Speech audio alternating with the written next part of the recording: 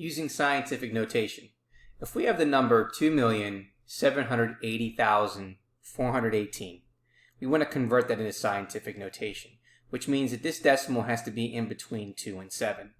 In order to do that, we're going to have to move it to the left 6 places. Now, I want you to take a look at this. Another way of looking at this is that if we take this number, this 2,780,418, and multiply it by 1, and then using that zero exponent rule, well, 1 is the same thing as 10 to the 0 power, since we use 10 when we're talking about scientific notation. So we can rewrite this as 2,780,418 times 10 to the 0 power.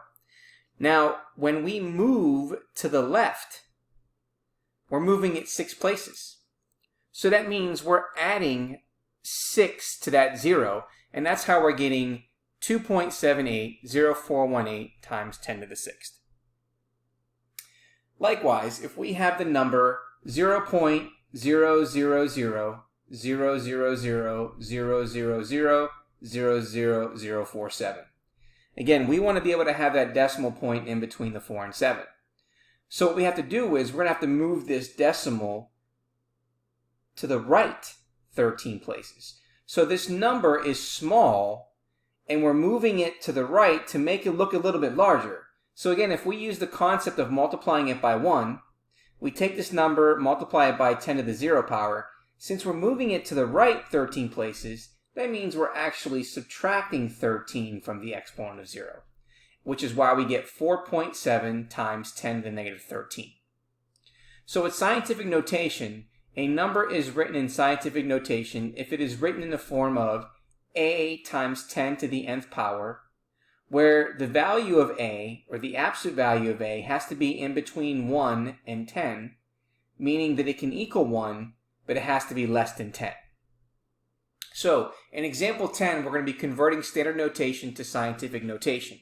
We're going to write each number in scientific notation. So, the distance to Andromeda galaxy from Earth is this particular number.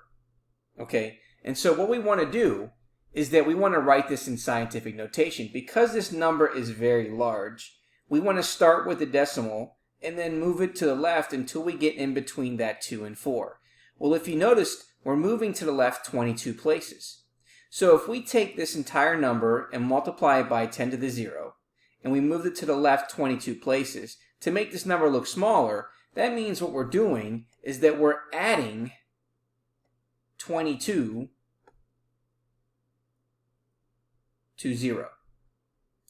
So now what we end up getting is 2.4 times 10 to the 22nd power meters. Now if we look at the diameter, and we're again looking at a large number here, what we want to do again is we want to make sure that this decimal point is in between the 1 and 3. So we're going to take the decimal point of where it's located, and then we count, and we can see that we're moving it to the left 21 places.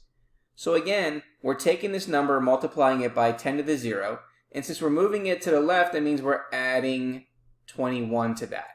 And that's how we're getting 1.3 times 10 to the 21 meters. Now, the number of stars in the Andromeda galaxy, you can see here, is this particular number. Again, we will start with the decimal at the end of the 0, and we're moving it 12 places so that it's in between 1 and 0. And since we're moving it to the left 12 places, we have this number times 10 to the 0 plus 12, which then becomes 1 times 10 to the 12th, or 1.0 times 10 to the 12th. Now in part D, we have the diameter of an electron, and we can see that this number is very small. And we want to get that decimal point to be in between the 9 and the 4. So now we're moving this decimal place to the right, and we're moving it 13 places. Now since we're moving it to the right 13 places, that means we're subtracting 13 from 0. And therefore we're going to end up getting 9.4 times 10 to the negative 13 meters. In part E, the probability of being struck by lightning in any angle, any single year, is the following number. So again, this is a small number, and we want to get that decimal point to be in between the 1 and the 4. So we're going to move this over 6 places so that it's in between the 1 and 4. So therefore, we're taking this number, multiplying it by 10 to the 0, and we're subtracting 6, and therefore we're getting 1.43 times 10 to the negative 6.